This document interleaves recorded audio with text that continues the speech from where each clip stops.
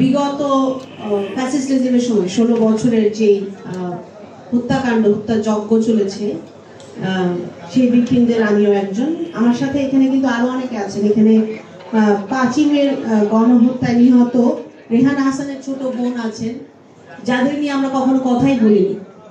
5ই মে শাপলা চত্বরে যাদেরকে মারা হয়েছে, এবং এখন সেই নামগুলো, সেই হত্যাযজ্ঞের বয়ানগুলো কিন্তু আমরা সামনে নিয়ে আসছি।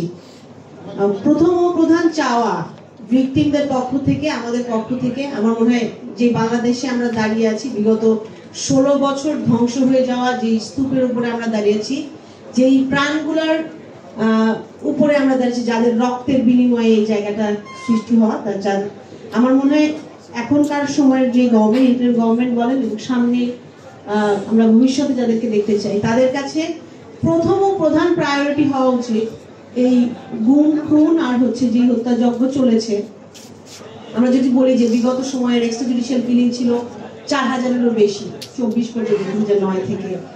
আর গুম যে কমিশন গঠন করা হয়েছে, তাদের আবেদনের সংখ্যা এখন পর্যন্ত 1600-র বেশি হয়েছে, এবং সংখ্যাটা আসলে নির্দিষ্ট না, তারও অনেক বেশি।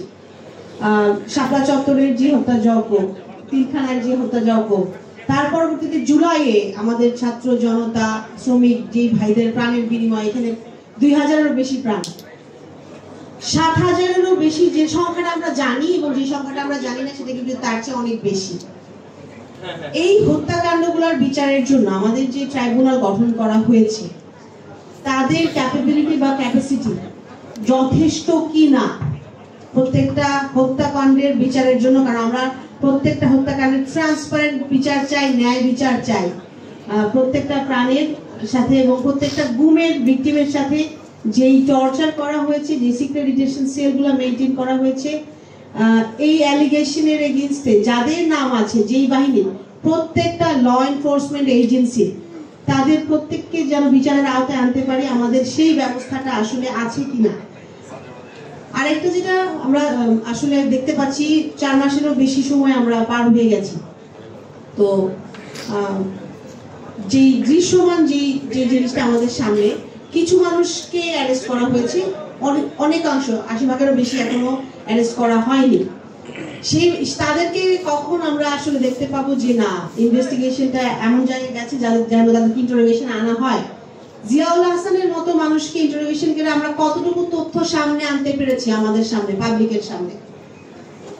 কমিশন, গুম কমিশন যে ইনভেস্টিগেশন করছে, বা আদার এনফোর্সমেন্ট এজেন্সি, ট্রাইব্যুনালের যারা আছেন ইনভেস্টিগেশন করছেন, ইনভেস্টিগেশনের তথ্যগুলা সবটা তো সম্ভব না আমরা জানি, বাট আমাদের অগ্রসরটা এতটুকু হয়েছে। এটা আমার মনে হয় বাংলাদেশের যে পাবলিক, আমরা সবাই আসলে নির্যাতিত নিপীড়িত, সবাই পুরো বাংলাদেশে যদি আমরা ধরি হাজারো ভিকটিম, তাদের জানার অধিকার আছে যে এই অগ্রসরটা কতটুকু হচ্ছে বা কোন জায়গায় আমরা যাচ্ছি বিচারিক প্রক্রিয়াটা। আমরা দেখেছি যে পুলিশ স্বীকার করেছে তারা গুম খুনের সাথে জড়িত ছিল, র্যাব স্বীকার করেছে তারা গুম খুনের সাথে জড়িত ছিল, কিন্তু আর্মি বা ডিজিএফআই বা আদার যে ল এনফোর্সমেন্ট এজেন্সি আছে, তাদের তরফ থেকে কোনো আওয়াজ আসছেন না। অ্যাকাউন্টেবিলিটির সাথে যদি আমরা এটা স্বীকারই করে যাই যে আমরা এগুলা করেছি বিগত সময়ে, এই অন্যায়গুলোর সাথে ওতপ্রোতভাবে জড়িত ছিল, তাহলে প্রত্যেকটা তথ্য কেন বিচারিক প্রক্রিয়ায় সাহায্য করার জন্য আসলে তাদেরকে প্রোভাইড করা হচ্ছে না? আর ইনভেস্টিগেশন করার জন্য যে টিমকে দেয়া হয়েছে, সেটাও তাদেরও ক্যাপাসিটি সাফিসিয়েন্ট কিনা ইনভেস্টিগেশন করার জন্য। একজন পুলিশ অফিসারের পক্ষে আসলে একজন আর্মি অফিসারকে যে জিজ্ঞাসাবাদ করে আনা যাবে কিনা তথ্যগুলা, সেই জায়গায় আমরা কোনখানটাতে আছি, সেই প্রক্রিয়াগুলোতে আসলে আমাদের জন্য যথাযথভাবে হেল্পফুল হবে কিনা বিচারিক প্রক্রিয়া অগ্রসর হওয়ার জন্য।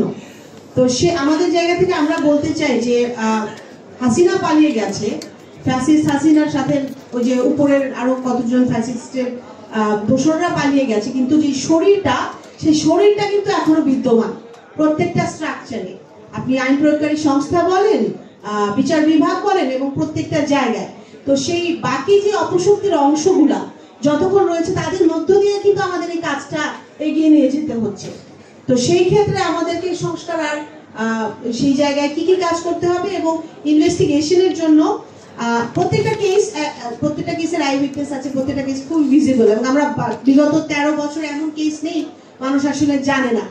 তো সেই সংখ্যাগুলো সুনির্দিষ্টভাবে যাওয়া, স্পেসিফিক্যালি কেসগুলোকে তুলে ধরা এবং সময় ক্ষেপণটা অনেক বেশি হচ্ছে আমার মনে হয়। যেমন কমিশন গুমের কাজ করছেন, তারা আরো 1 বছরের সময়সীমা চেয়েছেন, তারা আরো অনেক বেশি সময় যেতে পারেন। কিন্তু আরেকটা বিষয় খেয়াল রাখা উচিত যে যেই পরিবারগুলো 13 বছর 12 বছর ওয়েট করেছে তাদের স্বজনদের সন্ধানের জন্য, শুধু জানার জন্য যে সিক্রেট ডিটেনশন সেলে তাদের ভাই বা তার সন্তান জীবিত আছে কি নাই সেই স্পেসিফিক ইনফরমেশনটা আমরা কিন্তু আনতে পারিনি সামনে।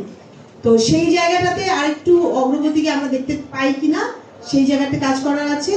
আমরা আশা করব, কারণ এখনকার যে সরকার, ইন্টারিম গভর্নমেন্ট এবং যারা আমাদের সম্মানিত আছে তারা কিন্তু আমাদের সাথে বিগত বছরগুলোতে এই মানবাধিকারের আন্দোলনে ছিলেন এবং আমরা চাই তারা সফল হোক। তারা যখন সফল হবে তখনই কিন্তু আমরা এমন একটা জায়গায় যেতে পারবো যেখানে আমরা এখন বিচার চাই এবং যেই ন্যায় বিচারটা চাই, যেই বাংলাদেশ দেখতে চাই, সেখানে যেতে পারবো।